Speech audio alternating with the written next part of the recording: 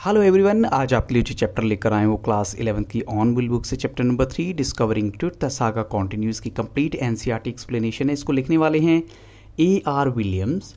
और जैसे कि इससे पहले मैं और भी चैप्टर्स की एक्सप्लेनेशन दे चुका हूँ, अगर आपने उन्हें नहीं देखा, उन वीडियोस को नहीं देखा अभी तक आपने, तो आप इस चैनल की प्लेलिस्ट को यानी मेरे चैनल की प्लेलिस्ट को विजिट कर सकते हैं या फिर इस वीडियो की डिस्क्रिप्शन बॉक्स में जाकर उनको डायरेक्ट आप प्ले कर सकते हैं।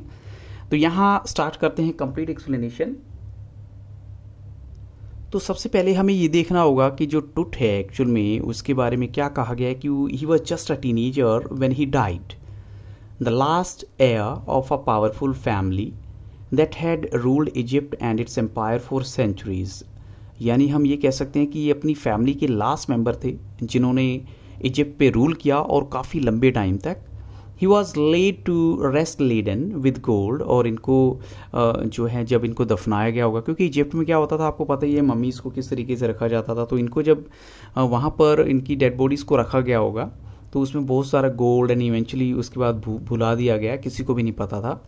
Since the discovery of his tomb in 1922 तक, जब तक किसी को नहीं पता था उनकी टूम के बारे में, तो सब कुछ छिपा रहा। The modern world has speculated, और मॉडर्न वर्ल्ड ने इस बारे में सोचा भी होगा about what happen to him, कि क्या हुआ होगा, with murder being the most extreme possibility.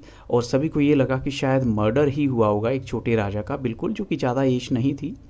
So now leaving his tomb for the first time in almost 80 years. अब अगर हम देखें कि फर्स्ट टाइम 80 ईयर्स में पहली बार ऐसा हुआ है कि उनकी टूम को अगर हम बाहर निकाल के कुछ भी देखा, तो टुट has undergone a CT scan.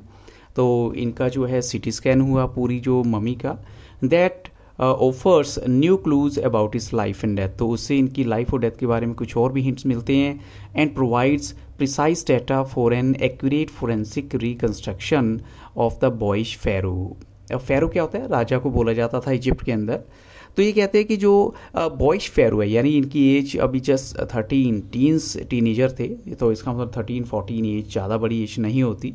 और 19 का टाइम पीरियड जो है, यानी 13 to 19 का टाइम पीरियड टीनेजर में काउंट होता है। तो फोरेंसिक रिकंस्ट्रक्शन के लिए ये बहुत इंपॉर्टेंट है, जो भी डाटा हमें सीटी स्कैन की हेल्प से मिला, कि आखिर इस राजा के साथ, यंग राजा के साथ क्या हुआ होगा। लेकिन उससे पहले हम जान लेते हैं इनकी जो लाइफ का मेन पार्ट है वो नेक्स्ट उसमें है। तो ऐसा कहा गया कि एंग्री विंड मतलब बहुत तेज हवा चल रही थी। Ghostly dust devils as King Tut was taken from his resting place in the ancient Egyptian cemetery, जिसको कहा जाता है वैली ऑफ द किंग्स। अब सेमेट्री इसलिए बोलते हैं क्योंकि देखो यहाँ पर क्या होता था, जो राजाओं का एक डेड बॉडीज होती है उनको बिल्कुल अच्छे से पैक करके वहाँ रखा जाता था। तो वहाँ से जब निकाला गया तो ऐसा लगा कि जैसे डस्ट डेविल्स, यानी इतने जो है मिट्टी वाले जो क्लाउड है, मिट्टी उड़ा रहे थे, इतनी तेज हवा चल रही थी, कुछ किसी को समझ में नहीं आ रहा था एक्चुअल में क्या हुआ होगा। और जो dark bellied clouds had scudded across the desert sky all day and now were wheeling the stars in casket grey. अब दिन के वक्त तो ऐसा हुआ, डार्क लाइट छाए रहे, यानी जो बिल्कुल गहरे बादल छाए रहे, लेकिन रात होते ही वो सारे के सारे बादल जो है वो उसके बाद जो सितारों को भी उन्होंने बिल्कुल छिपा दिया अपने अंदर जो है। और ये कौन सा टाइम था? शाम का 6 बजे का, और डेट है यहाँ पर 5 जनवरी 2005। The world's most famous mummy glided headfirst into a CT scanner brought here to probe the lingering medical mysteries of this little understood young ruler who died more than 3,300 years ago. अब CT scan करने का main motive क्या था, जो 2005 में हुआ, कि जो एक छोटा सा राजा जिसकी एज ज़्यादा नहीं है और उसको 3,300 ईयर्स अगो जब दफनाया गया होगा कहीं पर भी, तो हमें कम से कम ये कुछ मेडिकल मिस्ट्रीज जो हैं वो क्लियर कर पाएंगी एक्चुअल में क्या चीज़ थी जिसकी वजह से इस राजा की डेथ हुई होगी।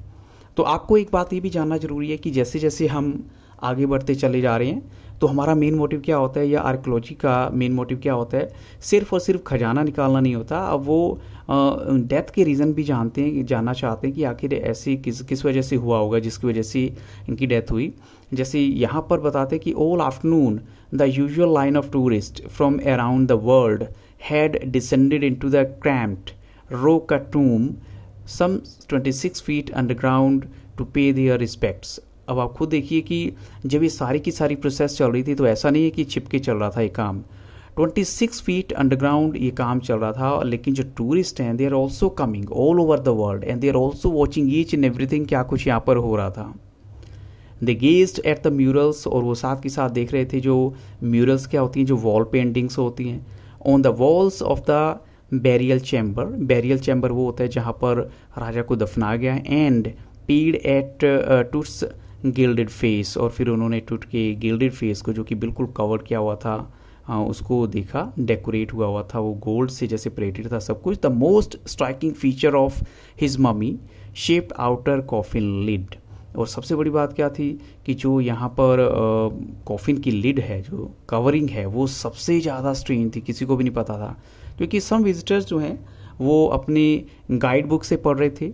विस्पर का मतलब होता है धीरे धीरे, और कुछ ऐसे भी थे जो वहाँ साइलेंटली खड़े हुए थे, they were watching in each and everything, perhaps pondering होता है सोच रहे थे, to untimely death in his late teens, कि वो अपनी लेट टीन्स में, अब देखिए जैसे मैंने आपको बोला 13 to 19 का टाइम, तो लेट टीन्स यहाँ पर 16 और 17 भी हो सकता है, 18 भी हो सकता है। और वो लोग सोच रहे थे, या फिर ये भी सोच रहे थे, wondering with a shiver if the pharaoh's curse death और misfortune falling upon those who disturb him was really true. तो कहने का मतलब क्या है कि जो सिंपल सी बात है, जब किसी भी डेड बॉडी को आप निकालते हैं नीचे से, तो ऐसा लगता है कि जैसे आसमान में कोई हलचल हुई है, या उस टाइम जो क्लाउड्स आए या धूल वाली आंधी चली, तो उससे इनको ये लग रहा था कि कहीं ऐसा तो नहीं कि जो राजा की सोल है उसको बुरा लग गया होगा कि मेरे को बार बार डिस्टर्ब क्यों किया जा रहा है। लेकिन एक बात मानने वाली है कि जो मम्मी है उसकी कंडीशन बहुत ख़राब है, क्योंकि वी आर टॉकिंग अबाउट 2005, और 2005 से पहले क्या हुआ था, because of what Carter did in 1920। तो 1920 में 85 ईयर बैक जही हवास कहते हैं, जो कार्टर ने यानी हॉवर्ड कार्टर ने जो कुछ किया उस मम्मी के साथ, उसकी वजह से मम्मी की कंडीशन बहुत ख़राब है। और यहाँ पर जही हवास कौन है, secretary general of Egypt Supreme Council of Antiquities, as he leaned over the body, lean मतलब थोड़ा सा बेंड हुए बॉडी के ऊपर, for a long first look, और उन्होंने काफ़ी लंबे टाइम तक मतलब आराम से उस डेड बॉडी को अच्छे से देखा। And Carter, Howard Carter, that is was the British archaeologist who in 1922 discovered Tut's tomb after years of futile searching, यानी कई सालों की व्यर्थ सर्चिंग के बाद उनको 1922 में राजा टूट की जो है मम्मी मिली। और इसके जो कंटेंट्स हैं, दो हेस्टली रैंसैक्ड इन एंटिक्विटी वर सरप्राइजिंगली कंप्लीट। तो वो ये कहना चाहते हैं कि चाहे जो भी हुआ होगा उस टाइम जो है बड़ी जल्दी जल्दी में सर्च किया होगा, और थॉरली सर्च, रैंसैक्ड का मतलब होता है जब आप थॉरली किसी चीज़ को सर्च करते हैं, और हेस्टली जल्दी से कंप्लीटली सर्च किया आप, और ये सोच के कि हाँ एंटिक्विटी यानी कोई पुरानी चीज़ आपको मिल रही है, लेकिन फिर भी ये कंप्लीट थी, अपने आप में बहुत बड़ी बात थी। They remain the richest royal collection ever found and have become part of the Feroz legend. तो देखिए वो रॉयल कलेक्शन का एक हिस्सा है, और फेरो की लीजेंड, यानी अगर हमने औरों की भी ट्राई किया होगा और राजाओं की भी ढूंढने की, लेकिन उसमें सबसे जो इम्पोर्टेंट है, ये आज तक की मम्मी मानी गई है, वो किंग टूट की थी। And stunning artifacts in gold, अब बहुत सारी ऐसी चीज़ें हैं जो गोल्ड की, उनकी eternal brilliance meant to guarantee resurrection caused. तो यहाँ पर आपको रेजरेक्शन का मतलब पता होना चाहिए होता है, कोई चीज़ की अच्छी यानी जो मेमोरीज उनको एक बार फिर से जगा देना। तो जो चीज़ें वहाँ पर मिली है वो हमें फिर से एक बार ऐसा लगता है कि जैसे वो किंग टूट की लाइफ की तरफ लेके जाती हैं, और साथ में caused a sensation at the time of the discovery, और डिस्कवरी के वक्त हर कोई बहुत सेंसेशन मतलब जिसकी हर किसी की सेंसेस जो है बड़ी एक्टिव हो गई थी कि उन्होंने बहुत बड़ी अचीवमेंट हासिल कर ली, and still get the most attention, but Tut was also buried with everyday things. और ये आपको पता ही है कि उस टाइम इजिप्ट में ऐसी एक ट्रेंड होती थी कि एवरीडे थिंग के साथ दफन किया जाता था जब भी किसी राजा की डेथ होती थी, और ऐसा माना जाता था he would want in after life, जो कि आफ्टर लाइफ के बाद वाले जीवन में भी उनको चाहिए होंगी। जैसे बोर्ड गेम्स हैं, अब ब्रोंज रेजर हो गया, लिनन अंडरगारमेंट्स हो गए, अब यानी उनके अंडरगारमेंट्स तक भी वहाँ मिली हैं, और साथ में कुछ फूड के केसेस भी मिले हैं और वाइन भी मिली है। तो ये सब चीज़ें वहाँ पर मिली हैं जो इस बात की तरफ इशारा करती है कि उनकी सोच कुछ ऐसी थी कि शायद ये भी आफ्टर लाइफ में राजा के काम आएंगी। So after months of carefully recording the Feroz funerary treasures, जब उनके जो फ्यूनरी ट्रेजर्स को अच्छे से रिकॉर्ड किया गया, देखा गया। तो Carter began investigating his 3 nested coffins. तो जो कॉफिन की देखिए ऑलरेडी एक बात बताई गई है कि जो सबसे स्ट्राइकिंग फीचर उनके कॉफिन का क्या था कि उनकी ही ऑलमोस्ट इमेज की जो लिड थी, कवरिंग थी। तो कार्टर जो है वो एक्चुअल में 3 नेस्टेड कॉफिन को मतलब रिमूव करना कितना जरूरी हो गया था वो आप समझ सकते हो। जैसे ओपनिंग द फर्स्ट, जब उन्होंने फर्स्ट जो है लिड को या कवर को हटाया होगा, he found a shroud adorn with garlands of willow and olive leaves. अब ये क्या है, जो पुराने टाइम में विलो एंड ऑलिव लीव्स जो हैं पत्ते, उनकी एक लेयर मिल गई उनको। और श्राउड क्या होता है, कफन होता है। साथ में वाइल्ड, तो यहाँ पर जो सेलरी की बात की गई है वो एक्चुअल में क्या होती है, अजवाइन का एक ऐसा प्लांट होता है, अजवाइन आपने सुना भी होगा, घर में भी यूज़ करते हैं, तो उसका स्टेम जो है वो यूज़ किया जाता है एज ए वेजिटेबल। साथ में कुछ लोटस, कमल की जो पेटल्स है, पंखुड़ियाँ होती हैं, एंड कॉर्नफ्लावर्स, और साथ में फेडेड एविडेंस ऑफ बेरियल इन मार्च और अप्रैल। तो ये किस बात का इंडिकेशन है, क्योंकि ये सब चीज़ें जो है मार्च और अप्रैल में मिलती होंगी, तो इसलिए जो आर्कियोलॉजिस्ट है उनका मानना है कि शायद राजा को इस महीने में, इन महीनों में दफनाया गया होगा। So when he finally reach the mummy दो ही रैन इनटू ट्रबल। वो कहते हैं कि मम्मी तक पहुंच तो गया लेकिन बहुत बड़ी ट्रबल के साथ। वो कैसे, the ritual resins had hardened. Actual में क्या होता है, जो मम्मी को ऐसे तो कवर करके नहीं रखा जाता बिल्कुल, उसको उसके ऊपर ना एक जो रेजिन्स होते हैं, एक्चुअल में एक चिप का यानी चिप करने वाला पदार्थ होता है कि वो लगा रखा था, उसको पेस्टिंग की हुई थी, वो हार्ड हो चुका था काफ़ी ज़्यादा, and cementing to the bottom of is solid gold coffin. और वो गोल्ड कॉफिन की लेयर तक बिल्कुल हार्ड हो चुका था। इसका मतलब है कि वहाँ तक पहुँचने के लिए हॉवर्ड कार्टर को बहुत ज़्यादा फोर्स लगानी थी। मींस अगर ये मान के चले no amount of legitimate force could move them, तो फिर अगर वो इतनी ज़्यादा फोर्स लगा के भी उसको रिमूव नहीं कर पाए, फिर उसको क्या करना पड़ा था। So Carter wrote later what was to be done, कि अब क्या किया जाना चाहिए था। The sun can beat down like a hammer for south in Egypt. कहते हैं कि हो सकता है सन की गर्मी में ऐसा कुछ हो जाए, क्योंकि अगर इसको निकाला गया बाहर तो मॉइस्चर काफ़ी है, नमी काफ़ी है, और सन में रखेंगे तो हो सकता है इसमें क्रैक्स पड़ जाएं। तो Carter try to use it to loosen the resins. तो उसने कोशिश की कि चलो ऐसे कर लेते हैं, और उसको धूप में रखा, लेकिन उससे कुछ नहीं हुआ। जो रेजिन्स हैं, जो चिपचिपा पदार्थ है, वो लूज नहीं हुआ। तो for several hours he set the mummy outside in blazing sunshine that heated it up to 149 degrees Fahrenheit। तो अगर हम ये मान के चले 149 डिग्री फ़ारेनहाइट, अगर ओवरऑल देखिए फ़ारेनहाइट में टेम्परेचर को कैसे मेजर करते हैं, 32 डिग्री फ़ारेनहाइट पे वाटर फ्रीज हो जाता है और 212 डिग्री पे बॉयल करने लग जाते हैं। तो 149 भी काफ़ी हॉट था। ऐसा माना गया कि शायद अब कुछ हो जाएगा, but nothing burst. Nothing burst का मतलब होता है कुछ भी नहीं हुआ। He reported with scientific detachment that the consolidated material had to be chiselled away. अब उसने बोल दिया कि देखो, अगर आप चाहते हैं कि मैं कुछ करूं तो उसके लिए मुझे चीजल्ड अवे का मतलब होता है हथौड़ा या छेनी, कुछ ऐसा यूज़ करना पड़ेगा ताकि मैं कम से कम ये मटेरियल यहाँ से दूर कर सकूं और जो लिम्स हैं या ट्रंक है वहाँ तक पहुँच पाऊँ before it was possible to raise the king's remains. और उसका रीज़न क्या था कि मन में बहुत कुछ था कि अंदर पता नहीं और क्या कुछ मिलेगा, जब बाहर ही थोड़ा बहुत उनको हिंट मिल गया था कि हाँ अंदर कुछ होने वाला है। तो in his defence Carter really had little choice. अब यहाँ पर दूसरा ऑप्शन ये भी कि कार्टर के पास चॉइस ही नहीं थी कुछ और।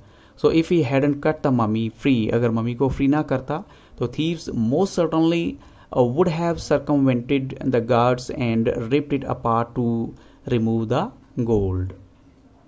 तो इस बात में कोई शक नहीं था कि जो चोर हैं वो गार्ड्स को बड़ी आसानी से धोखा दे देते और इस पूरी की पूरी जो कफिन था उस कॉफिन को फाड़ डालते और में भी सारा का सारा गोल्ड वहाँ से रिमूव करके ले जाते।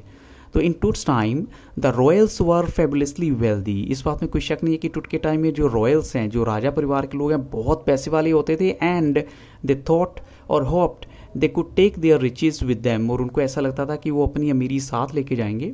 सो for his journey to the great beyond King Tut was lavished with. King Tut को जो है लेविश किया, यानी बहुत कुछ ऐसा दफनाया गया था उनके साथ, जैसे कि ग्लिटरिंग गुड्स, कुछ शाइन करती हुई चीज़ें होंगी। प्रेशियस कॉलर्स, उनके जो नेक पे कॉलर होंगे वो बहुत कीमती थे। साथ में inlaid necklaces and bracelets, necklace भी थे, ब्रेसलेट्स भी थे, रिंग्स हो गए, एम्यूलेट्स हो गए, और ceremonial apron, sandals, sheets for the fingers की कवरिंग के लिए जो शीट्स वो भी बहुत वैल्यूएबल थी, टॉज के लिए भी थी। And now iconic inner coffin and mask. तो सोचिए आप कितनी सारी चीज़ें जो हैं दफन की गई थी, and they were all very valuable, all of pure gold, सब की सब सोने की बनी हुई थी। और टू सेपरेट टूट फ्रॉम हिज अडोनमेंट्स, अगर आप सेपरेट करना चाहते थे टूट को उसकी जो पूरी एडोनमेंट से, तो Carter's men removed the mummy's head and severed nearly every major joint. तो उन्होंने हर जॉइंट को बिल्कुल सेपरेट कर दिया, उसको अलग कर दिया।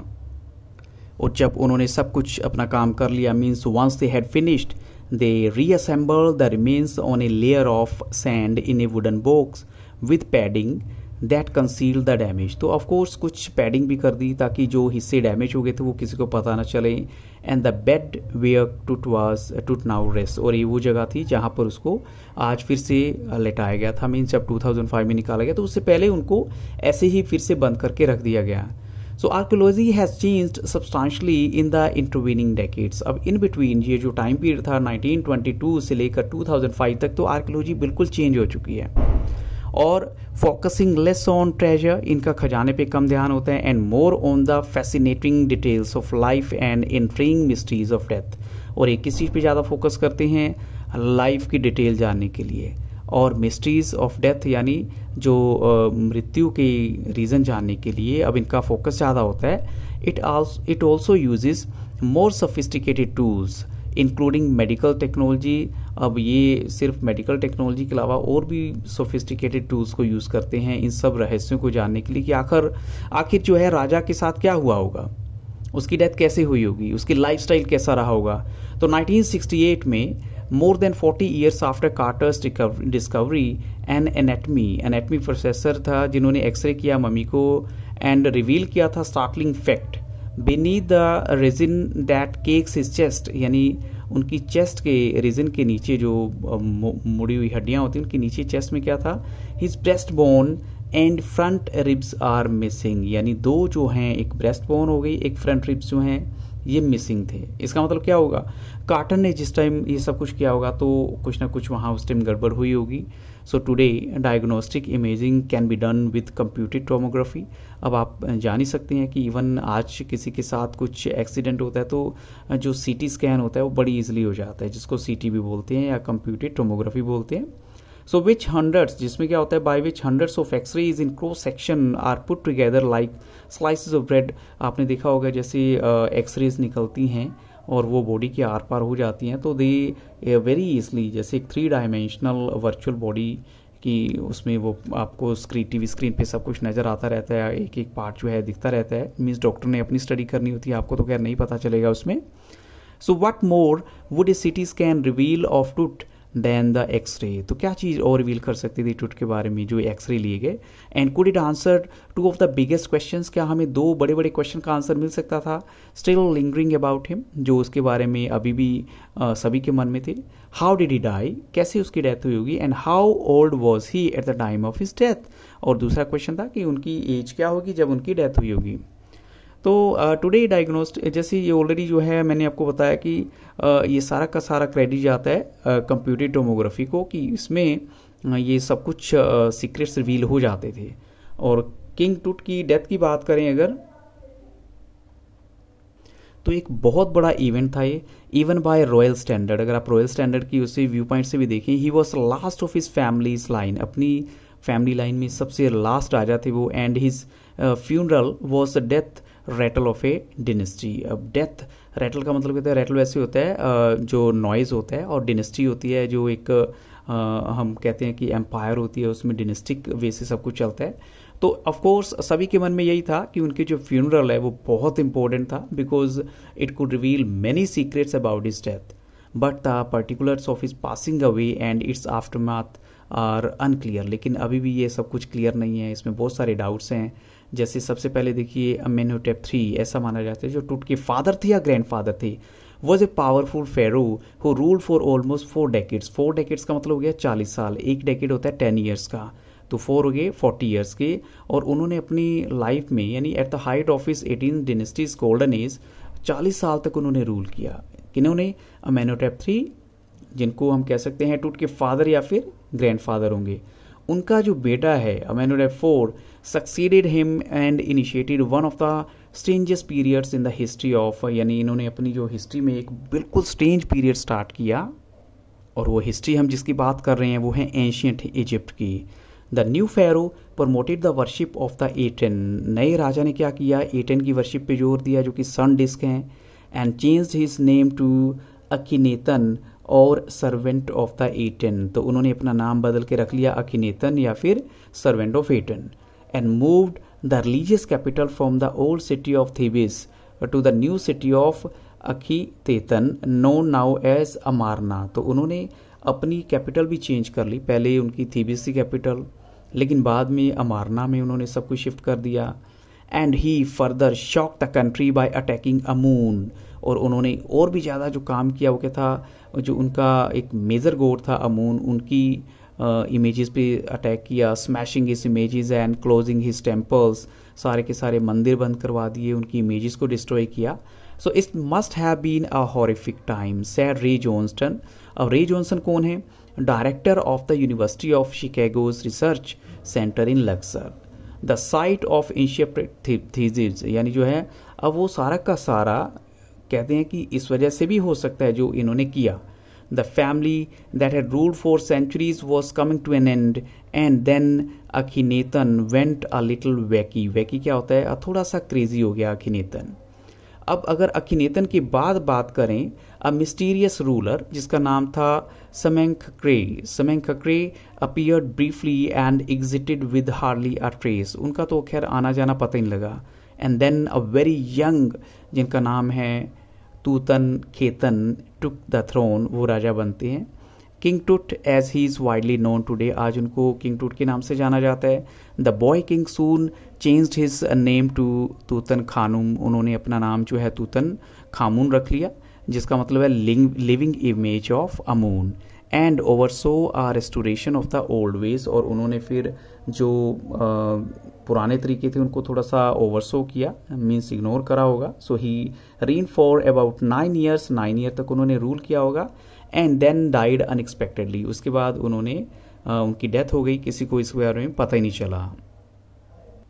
तो हम एक बार ऐसा बोल सकते हैं कि मे बी राजा ने जो मैंने बोला आपको कि he oversaw the restoration of the old ways, इसमें हम कहेंगे कि उन्होंने पुराने तरीकों को फिर से रिस्टोर कर दिया। रिस्टोर करने का मतलब क्या होता है, जैसे जो गॉड अमून है उनकी इमेजेस को डिस्ट्रॉय कर दिया था इससे पहले, लेकिन अब इन्होंने वापसी वही सिस्टम फिर से स्टार्ट कर दिया।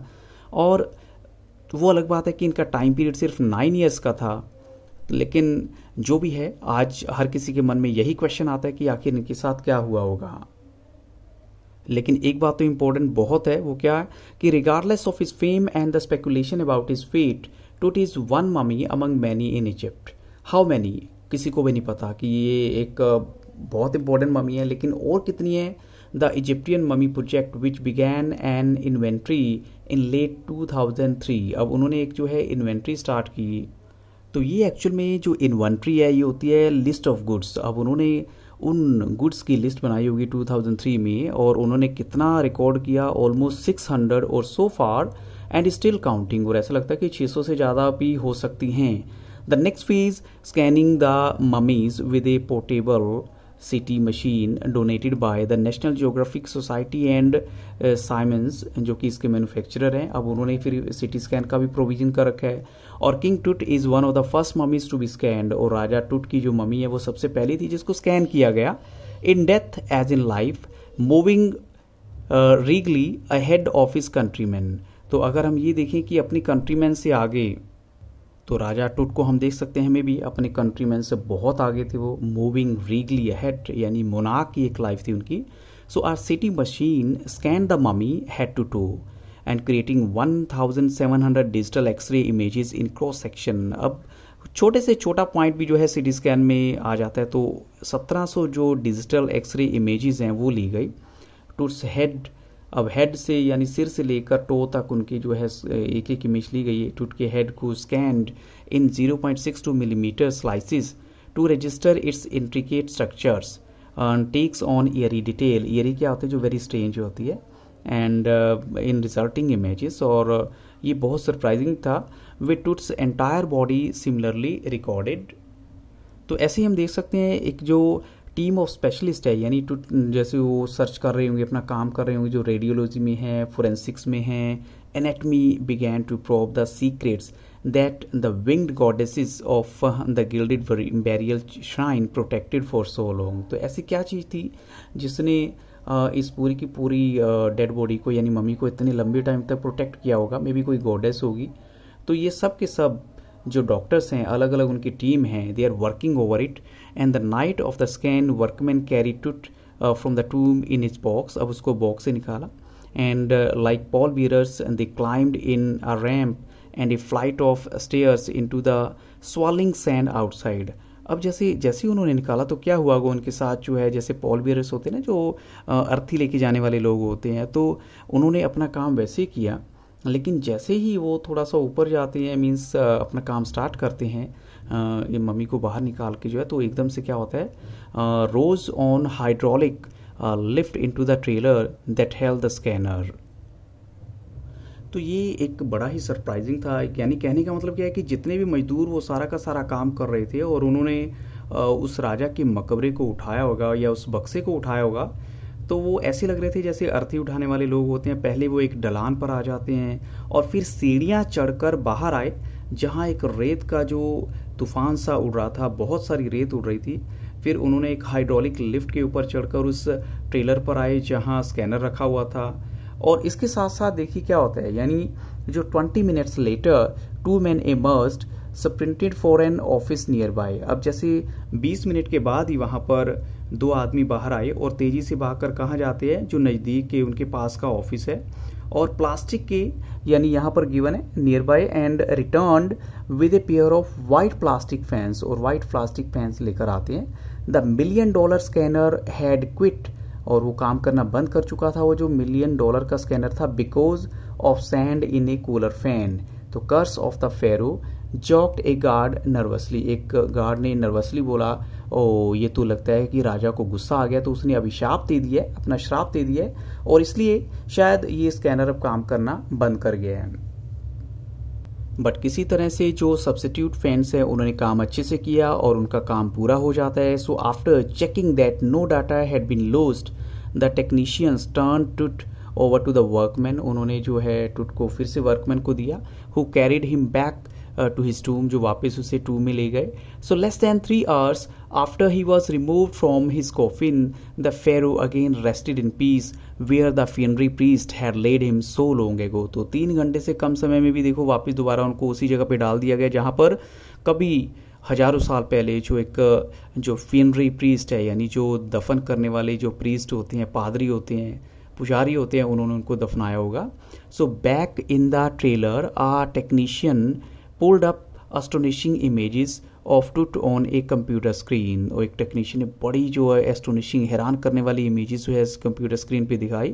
A grey head took shape from a scattering of pixels, यानी पिक्सल्स के जैसे बिखरे हुए थे, तो वहाँ से धीरे धीरे एक इमेज बन रही थी ग्रे हेड की।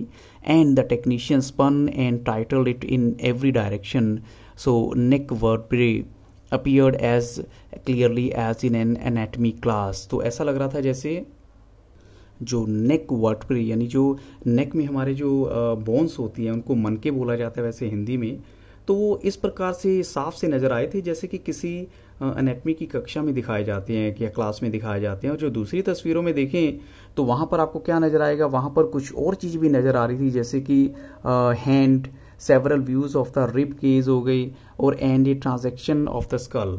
तो इसका मतलब क्या है, उनकी जो खोपड़ी की या पसलियों जो आपकी चेस्ट के ऊपर होती हैं वो सब की सब नज़र आई। बट ये एक टेंशन वाला काम तो उनका ख़त्म हो चुका था। क्यों? Sitting back in his chair, जही हवा smiled, visibly relieved that nothing had gone seriously wrong. I didn't sleep that night. वो कहते हैं मैं उस रात वैसे सो नहीं पाया था, इवन फॉर ए सेकेंड। उन्होंने कहा I was not so worried, लेकिन अब मुझे लगता है कि मैं आराम से सो जाऊंगा और चला भी जाऊंगा यहाँ से। तो इस तरह ज़ही हवास ने जो इमेजेस हमारे सामने या जो भी उन्होंने अपना वो प्रूफ रखा है, उससे पता लगता है कि ये बहुत बड़ी जो है बात हो जाती है, एक लगभग 3,500 साल पुरानी मम्मी को स्टडी करना। और ये एक्चुअली में क्या है, जैसे म्यूरल क्या होती है, वॉल पेंटिंग होती है। इनको किंग टूट्स टूम शोइंग किंग टूट विद ओसिरिस, जो कि क्या है, God of the after life है, उनके साथ एक इमेज दिखाई गई है यहाँ पर। तो यहाँ पर वो कहते हैं जैसे ही हमने ट्रेलर को छोड़ा, ट्रेलर एक्चुअल में क्या होता है, एक व्हीकल होता है जिसको दूसरा व्हीकल खींचता है, तो डिसेंडिंग मेटल स्टेयर्स, और जो मेटल की सीढ़ियाँ हम जैसे जैसे उतर रहे थे to the sandy ground, the wind had stopped, तो ऑल ऑफ ए सडन हवा एकदम से रुक जाती है। The winter air lay cold and still, और जो ठंडी ठंडी हवा भी शांत हो जाती है, like death itself. So in this valley of the departed, यानी जहाँ पर हम आज थे, वैली ऑफ द किंग्स उसको बोलते हैं, या जहाँ पर राजाओं को दफनाया गया था। So just above the entrance to Tut's tomb stood Orion. Orion क्या है, the constellation that the ancient Egyptians knew as a soul of Osiris. ये ऑलरेडी मैं आपको पिक्चर में दिखा चुका हूँ, जो गॉड ऑफ आफ्टर लाइफ हैं, तो एक उनकी इमेज थी वहाँ पे, the God of the after life. So watching over the boy king, ऐसा लग रहा था जैसे वो बॉय किंग को हमेशा वॉच कर रहे थे। और ये सोर्स एक्चुअल में क्या है, नेशनल ज्योग्राफिक वॉल्यूम 207 है, नंबर 6 है। तो इस स्टोरी की एक्सप्लेनेशन यहाँ ओवर होती है, लेकिन दैट इज़ नॉट एंड। मैं आपको बहुत जल्द इसके MCQs की वीडियोस देने वाला हूँ, और वो सब के सब अपडेटेड वीडियोस हैं, नो डाउट। इससे पहले ऑलरेडी वीडियो दी जा चुकी हैं, लेकिन ये वीडियो बिल्कुल डिफरेंट होने वाली है। आप इस वीडियो की डिस्क्रिप्शन बॉक्स को जरूर देखिएगा, चैनल की प्लेलिस्ट सेक्शन को विजिट कीजिएगा। So thank you very much and have very nice day.